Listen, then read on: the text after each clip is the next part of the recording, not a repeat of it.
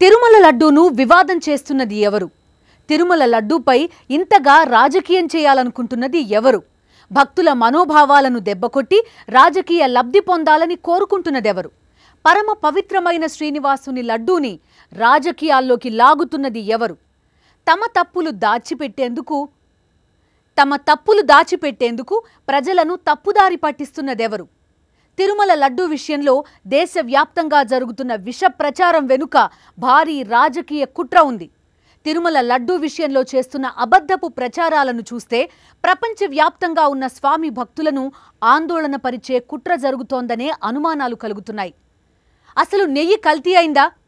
అయితే ఆ నెయ్యిలో ఏం కలిపారనేది తేలకుండా పశువుల కొవ్వు కలిపారనే ప్రచారం ప్రారంభించేశారు. లడ్డూలో కల్తీ జరిగిందా లేదా అనే విషయంపై నెయ్యి శాంపిల్స్ ఎందుకు గుజరాత్ పంపించారు అనేది అనుమానాలకు తావిస్తోంది. హైదరాబాద్లో FSL లాంటి ప్రతిష్టాత్మక సంస్థలున్నప్పటికీ ఎందుకు గుజరాత్కి పంపారనే దానిపై ఇప్పటికీ సరైన వివరణ లేదు. గుజరాత్తో పాటు హైదరాబాద్లోని నేషనల్ ఇన్స్టిట్యూట్ ఆఫ్ న్యూట్రిషన్తో పాటు హైదరాబాద్లోనే ఉన్న మరో ప్రతిష్టాత్మక సంస్థ FSLకు ఎందుకు పంపలేదనే ప్రశ్నలు తలెత్తుతున్నాయి. నెయ్యిలో ఫారిన్ ఫ్యాట్ ఉండే అవకాశం ఉందని గుజరాత్కి చెందిన నేషనల్ డైరీ డెవలప్మెంట్ బోర్డు ఇచ్చిన రిపోర్ట్లో ఉందని TTD EO అంటున్నారు. మరి ఫారిన్ ఫ్యాట్ అంటే అందులో 11 రకాల వనస్పతి నూనెలతో పాటు పశువులకు సంబంధించిన కొవ్వు కావచ్చు అని రిపోర్ట్లో ఉంది.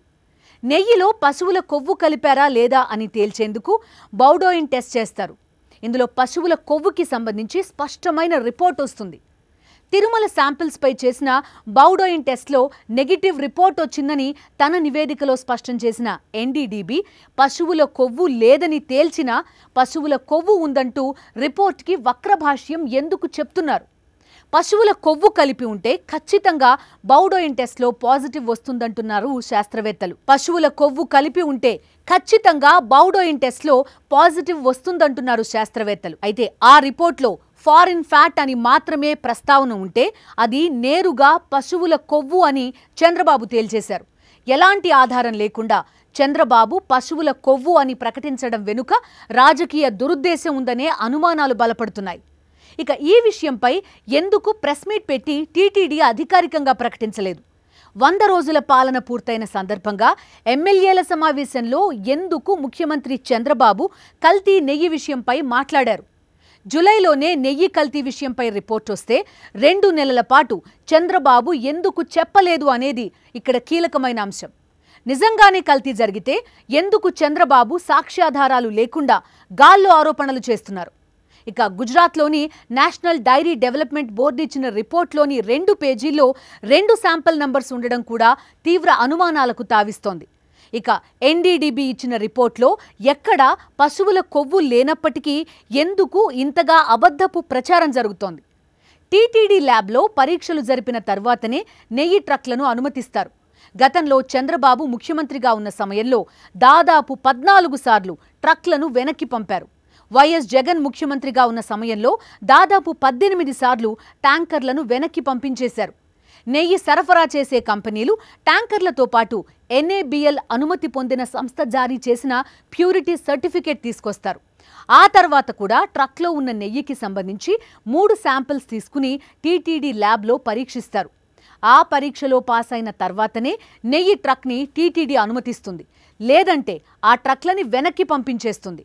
మరి 3 శాంపిల్స్ తీసుకుని పరీక్షలు చేసిన తర్వాత కూడా కల్తీ జరిగిందనే ప్రచారం ఎలా వచ్చింది? అందులోనూ పశువుల కొవ్వు కలిపారనే విష ప్రచారం ఎక్కడి నుంచి ప్రారంభించారు? TTDలో అధునాతనమైన ల్యాబొరేటరీ ఉన్నప్పటికీ ఎందుకు TTD EO సరైన సదుపాయాలు లేవని చెప్పారనే విషయంపైన అనుమానాలు వ్యక్తమవుతున్నాయి.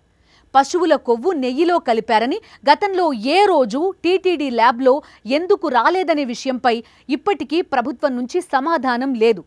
నిజంగానే పశువుల కొవ్వు కలిపారు అనేదానికి ఆధారాలుంటే ఎందుకు ప్రభుత్వం బయట పెట్టడం లేదు అనే అనుమానాలు వ్యక్తమవుతున్నాయి.